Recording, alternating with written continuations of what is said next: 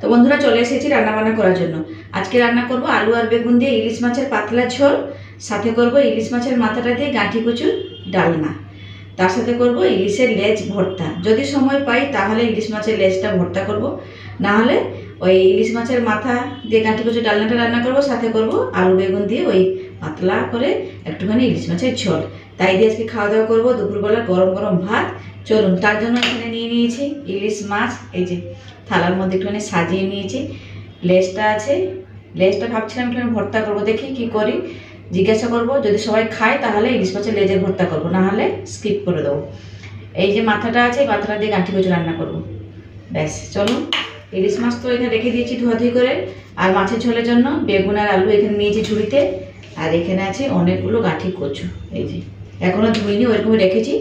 ধোয়াধুয়ি করে প্রেসারে সিটি দেবো, তারপরে রান্না করবো। চলুন প্রথমে সবজিগুলো কেটে নিই। এই ইলিশের ঝোলের জন্য না লম্বা লম্বা বেগুনগুলো নিয়েছি। এই যে এই বেগুনগুলো, এই বেগুন দিয়ে ইলিশ মাছের ঝোলটা খেতে ভালো লাগে, তাই এই লম্বা লম্বা বেগুনগুলোকে নিয়ে নিয়েছি। চলুন প্রথমে আলু বেগুন এগুলো সব কিছু কেটে নিই, তারপরে রান্না বান্নার দিকে যাবো। আজকে সবজি টবজি কিচ্ছু কাটিনি, সময় পাইনি হাতে, তাই জন্য এই রান্না করতে করতেই সব কিছু গুছিয়ে নেব। চলুন।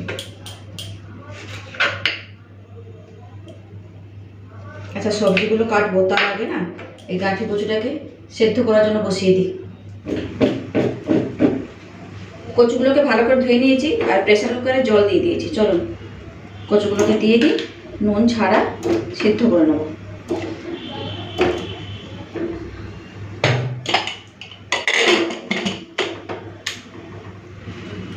চলুন, ওইদিকে তো গাঁঠি কচুটাকে সেদ্ধ করতে বসিয়ে দিয়েছি, এদিকে আমি এই বেগুন আর আলুটাকে কেটে নিই। আজকের এই বেগুন আলু দিয়ে যে মাছের ঝোলটা বানাবো, শুধু জিরে আর কাঁচা লঙ্কা বাটা দিয়ে করবো। আজকে হালকা ফুলকা রান্না করব।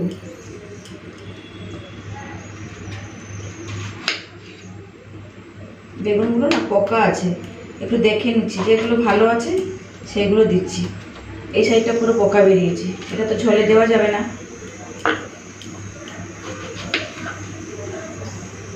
ব্যাস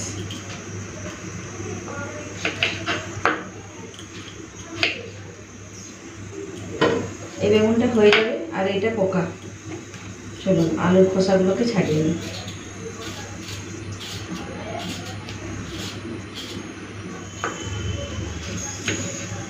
বেগুনগুলোকে লম্বা লম্বা করে দিয়েছি, তাই আলুগুলোকেও লম্বা লম্বা করে দিয়ে দেবো। এরকম করে দিয়ে দিলাম।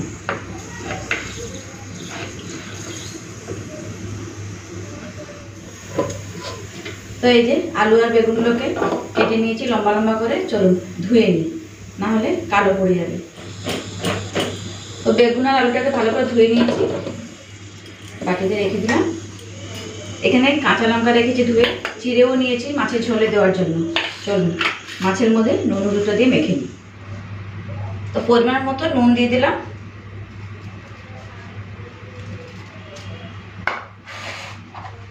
দিয়ে দেবো হলুদের গুঁড়ো।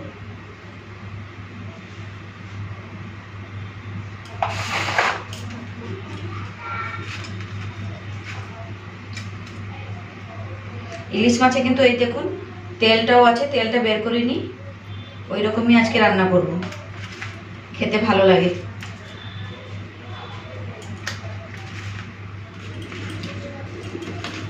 তো মাছে ভালো করে নুন হলুদটা মেখে নিয়েছি। চলুন আগে মাছের ঝোলটা বসাই, তারপরে আমি গাঁঠি কচু রান্না করব। গাঁঠি কচুটা সিদ্ধ হয়ে গেছে, ছেঁকে রাখবো এখন, নাহলে কচুর মধ্যে সব জল ঢুকে যাবে। চলুন এদিকে কড়াইটা বসিয়ে গরম করে নিয়েছি, দিয়ে দেবো সর্ষের তেল। অল্প দিলাম, কারণ ইলিশ মাছ থেকে তেল বেরোবে, তাই অল্প দিলাম সর্ষের তেল। তেলটা ওইদিকে গরম করতে বসিয়ে দিয়েছি। যতক্ষণ গরম হচ্ছে সেই ফাঁকে আমি এই কচুটা একটুখানি ছেঁকে রাখি। এটাকে ঠান্ডা করতে হবে, না ঠান্ডা হলে খোসাগুলো ছাড়ানো যাবে না। এই যে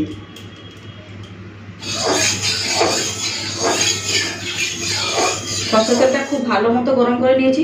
এরপরে মাছগুলো দিয়ে দেবো তেলের মধ্যে।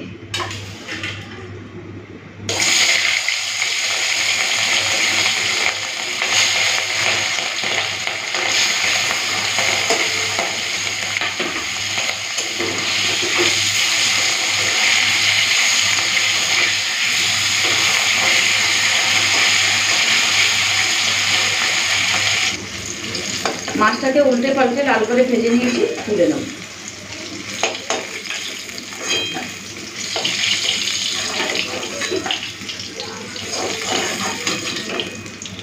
এই যে দেখুন,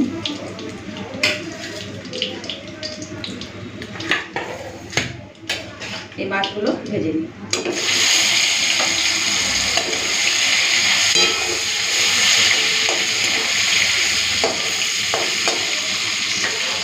মাছের মাথাগুলোও দিয়ে দিই।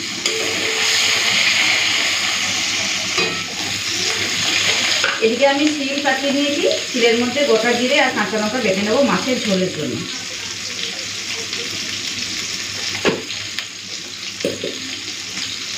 দুটো কাঁচা লঙ্কা দিচ্ছি। চলুন মশলাটা বেটে নিই।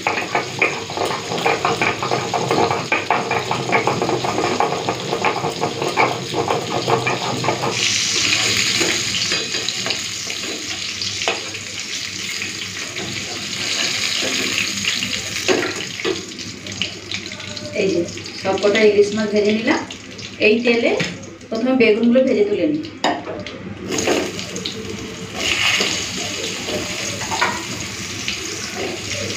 বেগুনটা ভাজার সময় অল্প একটু নুন দিয়ে দিচ্ছি।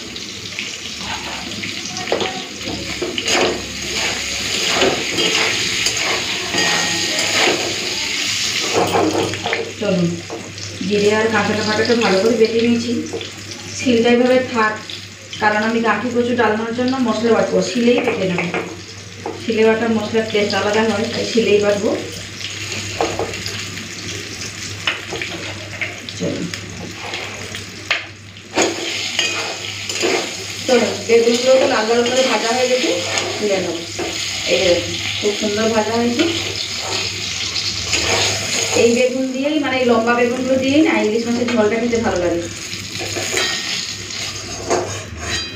ব্যাস, পুরো লাল করে বেগুন ভাজাও কমপ্লিট। আর একটু তেল দেবো, তারপরে আলুটা ভাজাবো সব। তো বেগুন ভাজা তো হয়ে গেছে, এরপরে আমি আলুগুলো ভেজে নেব।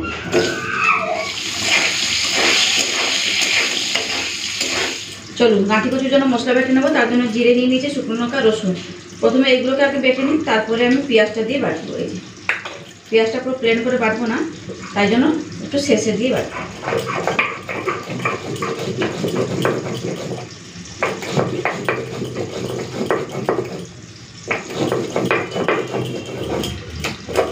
তো শুকনো লঙ্কা, জিরে আর রসুনের বেটে নিয়েছি, এরপরে দেবো পেঁয়াজ কুচি। পেঁয়াজটা শেষে দিলাম, কারণ পেঁয়াজটা প্রথমেই দিয়ে দিলে পুরো প্লেন করে বাটা হয়ে যেত। শিলটা ছোট তো, আর মশলা বেশি হলে একটু বাটতে অসুবিধা হয়। তবে শিলে মশলা বেটে দিয়ে রান্না করলে কিন্তু আলাদাই স্বাদ হয়। বলুন, হয়ে গেছে আমার মশলা বাটা। দেখুন পেঁয়াজটাকে পুরো প্লেন করে নিই, একটু একটু গোটা গোটাও রেখেছি, ভালো লাগবে খেতে।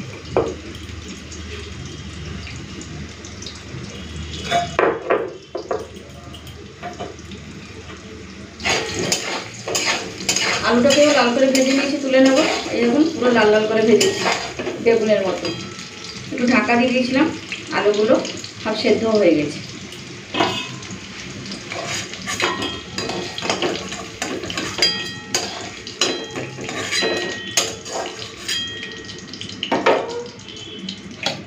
এই যে এই গামলাতে মাছের তরকারি রাখবো, তাই জন্য বেগুনটাও রেখেছি, আর এখানে আলুটাও রেখে দিলাম। তেলে ফোড়ন দিয়ে দিচ্ছি কালো জিরে, দেবো চেরা কাঁচা লঙ্কা,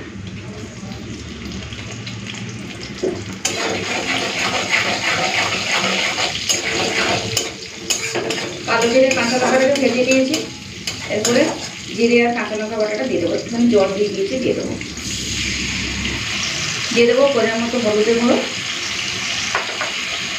অল্প একটুখানি কাশ্মীর লাল লঙ্কা গুঁড়ো দিলাম, দিয়ে দিচ্ছি নুন।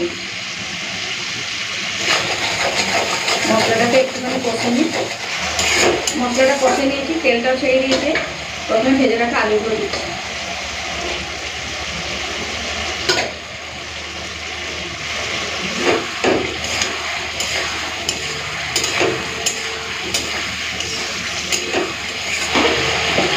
জল দিয়ে দিচ্ছি।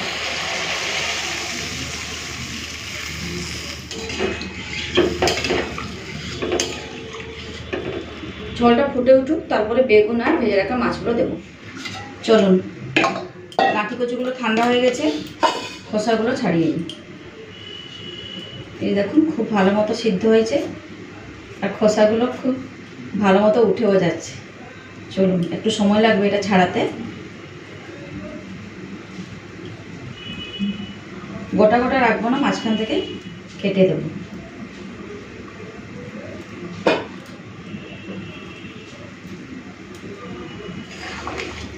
চলুন, ঝোলটা তো ফুটে উঠেছে আর আলুগুলো সেদ্ধ হয়ে গেছে। এখন দিয়ে দেবো ভেজে রাখা বেগুন মাছ।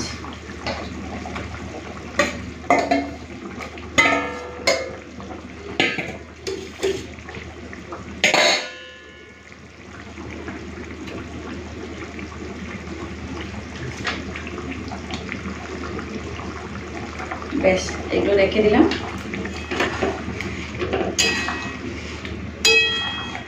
চলুন, একটুখানি ফুটে উঠুক, তারপরে নামিয়ে নেব।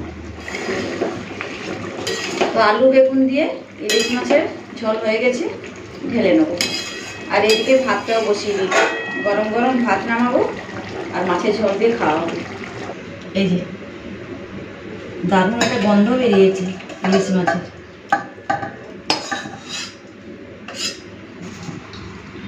এই যে আলু বেগুন দিয়ে ইলিশ মাছের পাতলা ঝোল। চলুন, এরপরে গাঁঠি কচুর ডালনাটা রান্না করি। এই কচু ছাড়াতে কত যে সময় গেল আমার, তার মধ্যে আমার ভাত রান্নাও হয়ে গেল। যাই হোক, চলুন রান্নাটা করে ফেলি। এদিকে সরষের তেলটা গরম করে নিয়েছি আর তেলের মধ্যে ফোড়ন দিচ্ছি গোটা জিরে, দেবো অল্প পরিমাণে চিনি,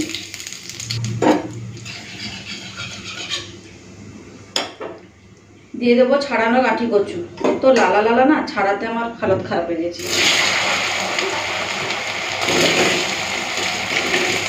অল্প একটুখানি নুন আর হলুদটা দিয়ে গাঁঠি কচুটাকে না হালকা ভেজে নেব, তারপরে মশলা বাটাটা দেবো।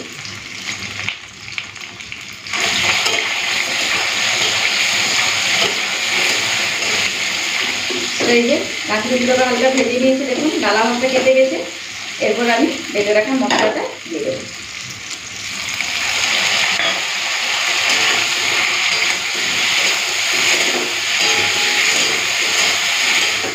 তো মশলাটাকে না ভালো করে ভেজে নিয়েছি গাঁঠি কচুর সাথে।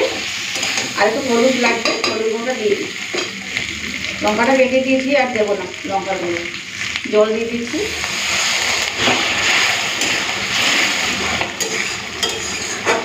তো গাঁঠি কচুটাকে না কষিয়ে দিয়েছি মশলার সাথে। এরপরে দিয়ে দেবো ইলিশ মাছের মাথা।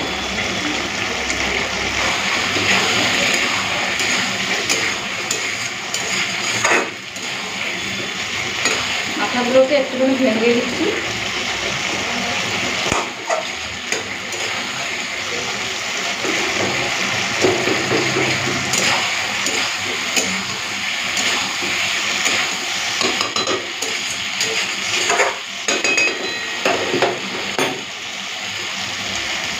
অল্প একটুখানি জল দিলাম।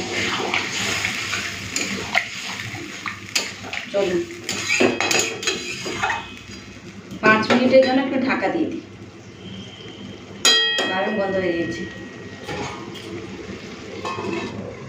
চলুন 5 মিনিট হয়ে গেছে, ঢাকা খুলে নিচ্ছি। এই যে দেখুন খুব সুন্দর হয়েছে গাঁঠি কচুর ডালনাটা। নামানোর আগে কয়েকটা কাঁচা লঙ্কা দেব।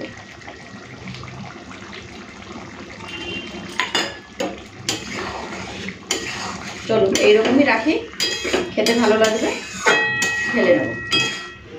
এই যে বন্ধুরা, ইলিশ মাছের মাথা দিয়ে গাঁঠি কচু রান্না, ফাটাফাটি গন্ধ বেরিয়েছে। আপনারা একবার এইভাবে বানিয়ে খাবেন। তো বন্ধুরা, ইলিশ মাছের ঝোলের সাথে সাথে ইলিশ মাছের মাথা রান্নাও হয়ে গেল গাঁঠি কচু দিয়ে। ফাটাফাটি গন্ধ বেরিয়েছে। গরম মশলাগুলো আর দিলাম না, যেহেতু ইলিশ মাছের মাথা দিয়েছি, ওর একটা আলাদা গন্ধ আছে, তাই জন্য দিলাম না। চলুন, রান্নাবান্না তো শেষ হলো, এরপরে খেতে পারবো। আর এই যে মাছের লেজটা আছে, মাছের লেজের ভর্তার আজকে করছি না, আজকে আর একদম ইচ্ছা করছে না, কারণ এই গাঁঠি কচু ছাড়াতে গিয়ে না অনেকটা সময় চলে গেছে। চলুন এরপরে খেতে পারি। গরম গরম ভাতও করে ফেলেছি। চলুন এরপরে ভাতটা বেড়ে নিই, আর দুটো পদ রান্না করেছি সেগুলোও নিয়ে নেব।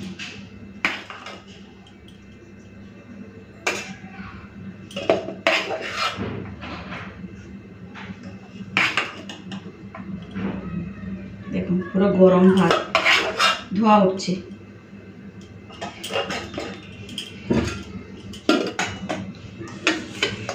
নিয়ে নেব ইলিশ মাছের মাথা দিয়ে বানানো গাঁঠি কচু।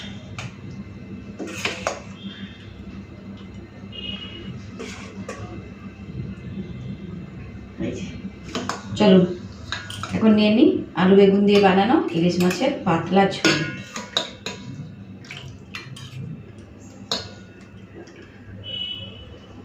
মাছটা দেখুন, মাছের ভিতরে তেলটাও আছে এখন। এই যে ঝোল একটু নিয়ে, ঝোলটাই খেতে ভালো, বলুন।